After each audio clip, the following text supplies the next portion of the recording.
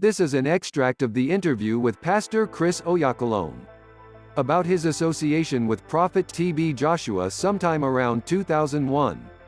This interview was published on the 17th of January 2005 at Daily Champion newspaper, as a response to the campaign of calumny against Pastor Chris for accepting the invitation of Prophet T.B. Joshua, who was accused by some ministers then of him operating with an occult power and not of God. Here is Pastor Chris' responses to the questions. Interviewer: Your meetings attract the largest crowds in the country today, with estimated crowds of between 1 million and 2.5 million people. What is the catch? What brings people there? Pastor Chris says, it's not a catch. I believe we are given different gifts and callings. God uses us in different ways. I just think that is God's grace. You see, God has something to say and I am his mouthpiece. So he does three things. Number one is to give me the message he wants me to communicate. Number two is for him to draw the people he wants to hear it, and number three is to confirm the message with miraculous signs. That is the way I look at it. It is up to him. I am not sure that I have a personal control over that. I think it is just God's grace. Interviewer: Within the last 3 years, there has been a lot of controversy surrounding Pastor Chris from your association with Prophet T.B. Joshua, which led to your split with the mainstream Pentecostal ministers in the country, to issues of large donations to the ministry by members who purportedly defrauded their organizations, and then the ban on miracle programs by the National Broadcasting Commission. Your silence at every point gives the impression that you love controversies. Pastor Chris says, it is not true that I love controversies. Jesus was a controversial figure and his ministry was controversial. Not because Jesus loved controversies or that he sparked off controversies, but because the people thought and acted differently from God's ways of doing things. And so Jesus could never agree with them. And that is where controversies begin, disagreements. So these so-called controversies were not things that I sparked off. Nor is it that I enjoy controversies. Then why was I silent? Because Jesus did not need to respond to his critics. So, I have found no reason to respond to them. One thing you need to know about your critics is this: no great man ever criticized a lesser man. Because only lesser men criticize greater men. You can only be criticized by those who are lesser than you. So the response to criticism should always be from that standpoint, and that immediately suggests that the one who criticizes you deserves no response. That is the reason why I have not thought of responding to them. Interviewer: How did your relationship with Prophet T.B. Joshua begin? Chris Okotie said then that T.B. Joshua recruited or ordained you into his cult way back 1986. Pastor Chris says, I remember in 2001, a lot of ministers, including Pastor Chris Okotie, Bishop Mike Okonkwo and Pastor Tunde Bakare, did say things along that line. The truth is that they were all wrong. They were getting information from the wrong sources. And it is unfortunate that they believed their wrong sources. Incidentally, none of them asked me intelligent questions. I hope to write a book on the episode someday. I have so much to say about all that transpired, maybe for the future. It was an interesting period, but the truth is that what they said was not true. I was surprised when the fact that I related with Prophet T.B. Joshua sparked off controversies. I was very surprised. You wonder why? Because I related with a lot of folks and nobody said anything. So I wondered why they got so mad about this one. Interviewer: This was no ordinary person. This was Prophet T.B. Joshua, a man whom most ministers believe is involved in occultic practices. Pastor Chris says, I was surprised that they all said that. Remember that Jesus visited non-followers, non-believers. And he was criticized by the religious folks of his day. They said this man eateth and drinketh with sinners. They said Jesus could not be a prophet of God because he ate and drank with sinners. I thought if I related with anybody, it shouldn't be a problem. even if he was a sinner. There was no reason for that. After all, everybody needs the gospel. So from that standpoint, I was surprised at their response. It was the wrong response anyway. I remember that I made a tape then, called Truth on Trial. And there I said, just because you hate somebody does not mean I have to hate with you. When Jesus related with sinners, they did not change him. So, no matter what they thought TB Joshua was, my relating with him shouldn't have been expected to change me. So, it was very wrong for anyone to have interfered. They said he was of the devil. Well, that is between them and God. Interviewer: how exactly did you meet TB Joshua? Pastor Chris says, it was in 2001 that I met him or spoke with him for the first time. Contrary to the assertions of the PFN leaders, he called me on the phone. He had been watching our program on television with some of his visitors. And there was this episode of a little girl who was born blind, who received her sight at our crusade. He said he was moved by the miracle and decided to call me. That was our first contact. After that, we spoke several other times on telephone. At that time, I had only seen maybe 2 or 3 of his programs on TV. I did not know much about him at all, and so when he spoke with me on the phone, we exchanged pleasantries, and made references to what we were doing. In the process of time, on a particular Wednesday, several weeks after we had been talking on the phone, he called me on the phone and requested that I joined him in ministering to a particular man that was coming from Holland, during a special service that night. I said we'll be having a service, and he said his service was going to be all night long. I was going to finish mine about 9 p.m. and his was going to be all night. So I said, all right, how long is it going to take me to get to where you are? He said it's about 30 minutes, half an hour. I said okay. I went there with several people. We met for the first time, face to face then, and went into the congregation and he introduced me to them. And I greeted the people. Of course, a lot of them had been seeing me on television, and so they were excited to see me come to their church. Shortly after I greeted them, I went with him to the healing section. We got to the healing section. He started out ministering to them while I was waiting because I was only going to join him in ministering to the foreigners, based on his earlier request. When we got to the section where the foreigners were, most of whom were from Holland, we both ministered to the man who was sick of multiple sclerosis. I believe his name was Jan Westerhoff. That was about it. Now you must realize that before I met with TB Joshua, I'd been holding crusades and healing services for years. This was 2001. And by then I had held many crusades with thousands of people. And we already had our program, Atmosphere for Miracles, where we showed testimonies of people who were getting healed in our meetings. So healings and miracles were not new to me. When I met with him, of course I was excited, glad to see someone who was interested in the kind of things that I was doing.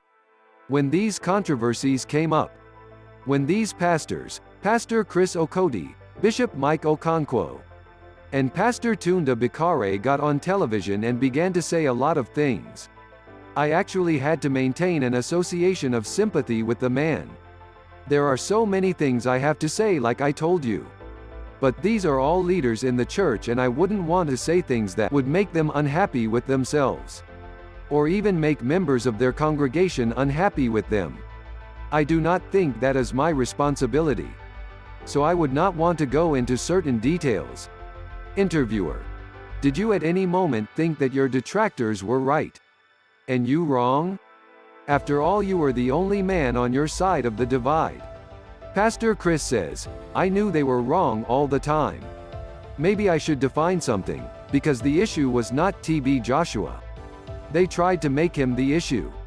He was not the issue. And I can prove that. The reason I said they tried to make him the issue is this. The president of the Pentecostal Fellowship of Nigeria, PFN, became the vice president of the Christian Association of Nigeria, CAN, of which the synagogue church headed by TB Joshua is a part. Cherubim and Seraphim is a part, Celestial Church of Christ is a part, and many other groups. In fact, he became the de facto vice president of the synagogue. And nobody said anything about it.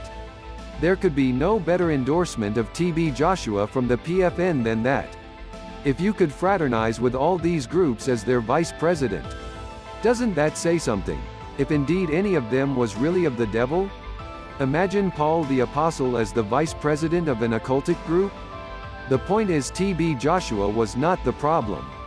They used him as the reason for their actions, which were based on their wrong spiritual perceptions. Interviewer: Okoti claimed that TB Joshua laid hands on you and ordained you into ministry. When a news magazine asked the prophet a question along that line, his answer sounded ambiguous, lending credence to Okoti's assertion. So did TB Joshua lay hands on you? Pastor Chris says, the answer is no. That did not happen. I was never a part of his ministry as alleged by Chris Okoti and others. I was never a part of synagogue. I met him for the first time in 2001. I have never been involved in their ministry and he has never had to minister to me. We have related as friends. I have many minister friends, even though we don't all exactly believe the same things. Interviewer: what about the issue of money? Pastor Tunda Bakare said he saw a vision in which you were collecting money or deposit slips from TB Joshua and concluded you must have compromised for the sake of filthy lucre. Pastor Chris says, the allegations that he gave me money and that he was sponsoring our television program doesn't make sense, considering our financial status as a ministry. TB Joshua must have been flattered to hear that from Pastor Bakare. It was all false. Interviewer: there is this videotape featuring you and TB Joshua healing a man from Holland in a wheelchair.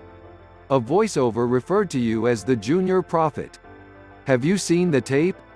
Pastor Chris says, firstly, I have not seen the commercial or consumer version of the tape. But, I have a copy of the original edit that includes my whole visit and activities there. You know that as in several church organizations where they call the helmsman, senior pastor or general overseer, TB Joshua is referred to as the senior prophet at the synagogue. It's unfortunate that the commentator was not corrected in his error or assumption that whoever was ministering with the senior prophet must therefore be the junior prophet. I know some of the foreigners, who were not in the main service, when I addressed the congregation, could have thought so, because they were in the emergency section waiting for healing. I remember one of them in his testimony actually made that comment. Even though I was not offended, they should have been corrected. Interviewer: your liaison with TB Joshua caused a deep friction within Pentecostal circles and sparked off a crisis that many believed was going to destroy your ministry. How did you weather the storm? Pastor Chris says, you see, what many do not understand is this. The so-called crisis period did not lead to anything. They were the ones that had a crisis. I was not in crisis.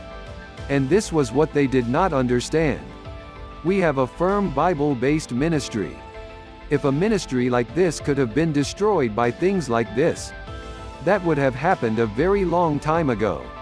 So, I was not in crisis and did not need to weather the storm. I just went on with my business. Interviewer: were you not concerned about the status of your detractors?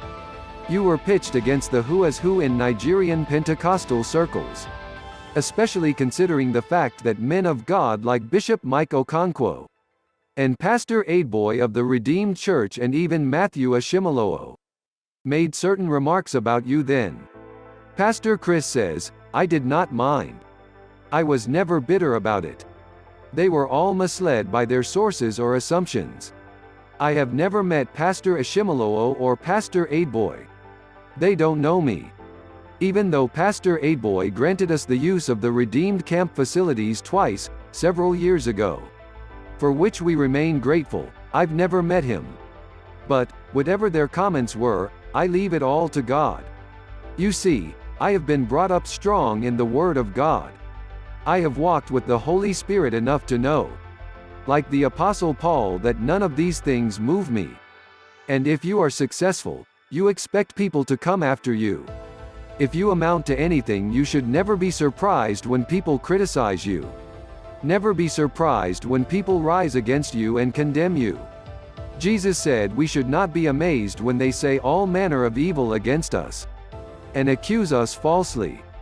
Jesus was accused falsely. If I have been accused falsely and criticized by people, it does not mean anything. I am in good company because Jesus and the apostles suffered the same things. But they were successful, and so have I been and I'll continue to be. Because I am walking in the path of light. So I already knew the end from the beginning. Interviewer: did you feel a sense of betrayal by those who were supposed members of your primary constituency? Pastor Chris says, a sense of betrayal? They were not my primary constituency. That is the problem. I have never focused on them. Interviewer: but they were also ministers. Pastor Chris says, that is what I am saying. I did not think about them. You see, God speaking to the children of Israel, said, when I called Abraham, I called him alone. You see, prophets stand alone. When God calls you, he calls you alone. I only had Jesus in focus and always wanted to make sure that I did that which would please him. I did not want to condemn them. And I still would not say anything against them. But that does not mean that what they said was the truth. It is still not true. Some people thought I was defending TB Joshua. No. I was defending the truth. All I said was, no matter what you think about him, treat him right. Period. Treat him the way Jesus said to treat people. Interviewer: did you ever get disturbed about the prospect of coming to church and finding your congregation has left? Some of the ministers advised them to leave you for the sake of their spiritual sanity. Pastor Chris says, well, I never even considered what they said. As a matter of fact, anybody can say anything. The question is, who was he speaking for? The Bible says in Lamentation 3:37, who is it that speaketh and it cometh to pass when the Lord commanded it not? No matter what anybody says, if God's power is not in their words, the words are empty. So those were empty words, they did not come to pass. They did not work or produce results. I was sent by God. And it was important for me to know who sent me. And it was also important for me to know what my mission was. Interviewer: your strategies for handling controversies and crisis are rather strange. While others are addressing press conferences and issuing press release, you maintain a stoic silence. Is it on purpose? Like a special strategy? Pastor Chris says, well, not really. It is not on purpose. It is not planned. I am just doing what I was called to do. I do not think it is my responsibility to respond to issues that are raised by different people. I have a mission. I have a message to preach, and I am on television every day. I have been given a unique opportunity, a very rare privilege from God. I do not know what more I could ask for. I have the opportunity to talk to millions of people around the world. I have been tremendously blessed and favored. I cannot ask for more. So in terms of having the opportunity or the platform to express myself, I have it more than any newspaper or media organization in this country could grant me. So the truth is, I have enough platform to say what I want to say. I have been tremendously favored to be able to get on the electronic media on all formats, all around the world, hold crusades and do all the things I want to do. Our books and tapes are everywhere, and so I'm just focused, doing the things I am called to do. Interviewer: the world is all about relationships. As a journalist, I get to relate with other journalists. We hear of corroboration between other ministers as they hold joint programs and preach in each other's churches. But Pastor Chris doesn't preach anywhere else but Christ Embassy. And he doesn't have minister friends. People think you are proud. Pastor Chris says, Well, certain people think that until you relate with them particularly, you have not related with anybody. That is wrong. I have thousands of ministers in our ministry, and that is more than enough to relate with. I relate with ministers regularly. I do not know what else I should be doing. And remember, the more ministers you relate with, the less time you'll have to relate with God. So I think I have more than enough already. I am now trying to have ministers to relate to other ministers, so I can even relate less. That is it. The ministry is different from other businesses. You gave yourself as an example. As a journalist, you relate with other journalists, but the ministry is different. You need to relate more with the Holy Spirit than with anybody else. Interviewer: is that the reason you are not a member of the Pentecostal Fellowship of Nigeria, PFN, or Christian Association of Nigeria, CAN? Pastor Chris says, PFN or CAN. You know, sometimes people make some things seem more serious than they really are. The Christian Association of Nigeria is a great organization started by human beings. God did not say you must be in CAN to be able to function. I think they are doing their job the best way they know how. But I do not know what their aims and objectives are. And I have a vision that is unique. The Pentecostal Fellowship of Nigeria has its beliefs. I am not a Pentecostal, and therefore don't have to be a part of it. It's like they are not Baptists. Why did they not join the Baptist Fellowship of Nigeria? Why? We all believe in Jesus. Why did they not join the Baptist? Because of their beliefs. So they feel they are different from the Baptists. And there is nothing wrong with that. I think it depends on beliefs. I do not believe everything from the Pentecostal standpoint. Because there is nothing Pentecostal in Christianity. The term Pentecostal denotes all those who believe in being born again. Speaking in tongues. That is wrong. It's a misnomer. I know where it came from. It came from the fact that on the day of Pentecost, the Holy Spirit came upon the believers in the upper room in Acts, chapter 2. But the truth is that it came only on those who were not celebrating Pentecost. Those who were celebrating Pentecost were outside and did not receive the Holy Spirit. So, from the biblical point, the Pentecostals were those who did not receive the Holy Spirit the day the Holy Spirit came. Those who received the Holy Spirit were not celebrating Pentecost. But the term, Pentecostal, is generally accepted. That is the problem. Many people prefer to do what is generally accepted instead of the truth. I think they have not done enough study on that subject, and that is the reason. And of course, don't forget, people would rather die with their names than change it. So I am not suggesting they change. I am just telling you why I am not a member of PFN. Because for the same reason they are not members of the Baptist Fellowship, or the Anglican or Methodist. These are all Christians. But they do not believe everything